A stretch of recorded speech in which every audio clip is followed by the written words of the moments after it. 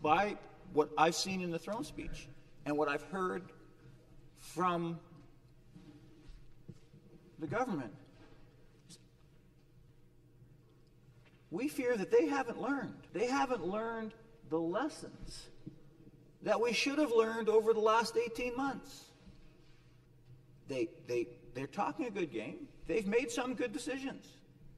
You know, like I'm not saying everything is bad, but they're letting some big ones fall through the cracks. And the cracks are becoming canyons. Healthcare. Over and over at the start of the pandemic, and healthcare workers are heroes. We know that. They took risks because at the start we didn't know what we were dealing with. I maintain in some areas we still don't know what we're dealing with. They took risks and worked themselves off their feet. And we commended them. The Premier commends them on a regular basis. They're still worked off their feet. They're crumbling. I didn't see that reflected in the throne speech. Oh, they're great people, but they're crumbling. We need to hire many more. We need to recruit many more. Have we learned that? I don't think so. I don't think so. I heard the Associate Minister of Transportation say yesterday, and I'm paraphrasing, I listened very closely to the speeches yesterday, but, they reacted to COVID-19, and now it's time to get back to business. He didn't say exactly that way, but I don't think I'm mischaracterizing, back to what's important, but we're still in COVID-19. And many of the effects of COVID-19 are going to be with us for years, regardless if the disease is conquered or not. And we're missing that. One example, I think that long-term care. Okay, now, we all know that Ontario was one of the worst jurisdictions for deaths in long-term care. Directly from COVID-19 and indirectly. We've had people in this province during COVID-19 die of dehydration, die by themselves. Now this issue, the problems in long-term care, were there before the pandemic. To be quite forthright, they were there before the Ford government, right? When we had a tragic situation in, I believe, Woodstock, where there was murders in a long-term care home, our party asked the then Liberal government to hold not just an inquiry into the acts themselves, but inquiry into the whole system that let that happen. And we were constantly rebuffed and refused. So now we've had the first and second wave, killed thousands of seniors in long-term care, thousands, some under horrific conditions. The government reacts. The Premier says things like he's going to create an iron ring around long-term care. The first thing they do legislatively, Speaker, is not put more protections in for the seniors, but they raise the bar for civil litigation against the private companies and the government. So the actual ring of protection is around the companies and the government. Now, again, that's their first legislative action. Now I heard yesterday, and we will hear, I'm sure we'll hear in the further debate, that the issue with long-term care, they're going to solve it by creating more beds. There is a shortage of beds in Ontario, undoubtedly. But they're not addressing one of the true issues, is that the people who were running the beds that we had were doing a terrible job already. In some cases, there are some for-profit homes that are incredibly well run. I am not painting a brush over everyone. But there are some that obviously aren't. And yet, this government is saying we are thinking about, or our plan is, to just make the system bigger. More beds, same system. More beds, same problem. That is an example of ignoring.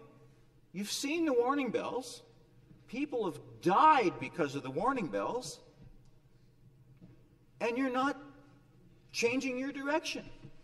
In your first throne speech, you mentioned long-term care. You promised 15,000 beds over 5 years. In this throne speech, the last one, you're promising 30,000 beds over 10 years. So basically, that's the same. And in between those two throne speeches, we have experienced a disaster of horrific size in long-term care. Horrific. Thousands of people died who didn't need to, and suffered who didn't need to. And basically, the only thing you're doing is more of the same. Now, and it's not just me. It's not just me who's saying that, Speaker. The government, in response, put forward a commission. Create a commission. Now, I'm going to be, again, up front. We wanted an inquiry. A judicial inquiry, because an inquiry would be a lot more open and allow more people to participate. The government didn't go there. But they did create this commission. To the commission's credit, they came out with a credible report. And the commission identified many of these same issues. One of the issues that the commission identified was that for-profit isn't a good model for care of people. It isn't. Your own commission identified that. The reaction? The reaction? Not much. Nothing, actually, because millions of dollars to long-term care companies to create more beds does not fix the part of the system that actually really causes the problem. Speaker, you haven't learned. They haven't learned. So, if you make the wrong call because you don't know, that you can be, I don't know if the right word is forgiven, but that's understandable. But when the proof is looking you in the face, the families who lost their loved ones are looking you in the face, and the answer is, we're going to do the same, just more, that tells me that the government hasn't learned. And it is going to go back to business as usual. And before I switch to another topic, what's truly tragic about this is there is a chance, and let's not hide this fact, we are going to be in an election in a few months, and people on all sides are electioneering, and that's a part of democracy, not something we're ashamed of. But there is a chance that what we saw happen in long-term care will be forgotten, and that more people are going to suffer all over again because it will fall off the front burner, which it's kind of falling now. Like, I'm spending quite a bit of time on it because it's important to us. It really is. It's important to everyone. But I'm willing to predict the government's going to be spending a lot more time on wanting to build highways than on wanting to fix long-term care. And there's a reason for that. But we know, the government knew, and we know, the Long-Term Care Commission knows, and all the families know, that the basic model of for-profit care doesn't work. That's why one of the things we put forward is a different model. Can we change the system overnight? No.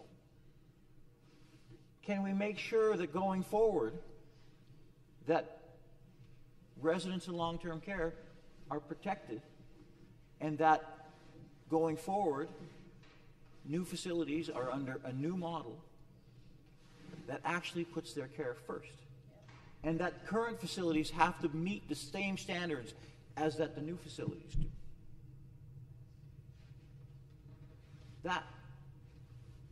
That's something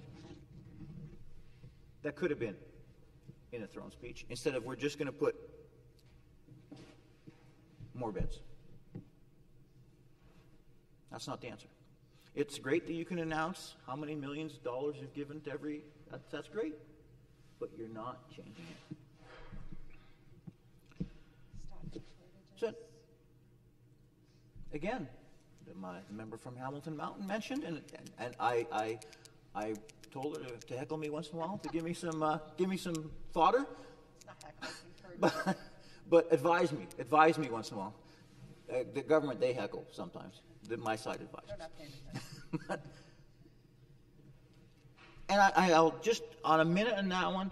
So we know that one of the ways that for-profit home care, for-profit long-term care, and home care, they hire part-time, so they don't have to pay benefits. They don't, and people have to go from 1 or 2 or 3 jobs to make ends meet, and that was a terrible thing during COVID. But if you think about it, Speaker, it's a terrible thing, period, for those people working.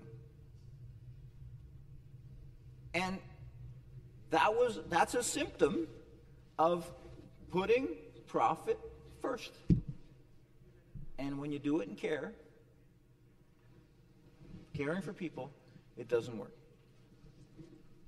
On our not-for-profit side, hospitals, we have some of the same issues, but people are being run off their feet. We are about to, I was talking to someone in the administration side of our healthcare system locally, and her biggest fear, she's my age, her biggest fear is a lot of people, as soon as they can get out, they're gone.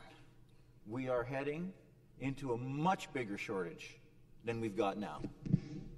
The government's response, well, they're heroes, but we're capping them at 1%. We want more nurses, but we're not going to pay, despite all the crap you go through, No incentives. we're not going to pay you any more than this. And then they wonder why we're going to be short of nurses.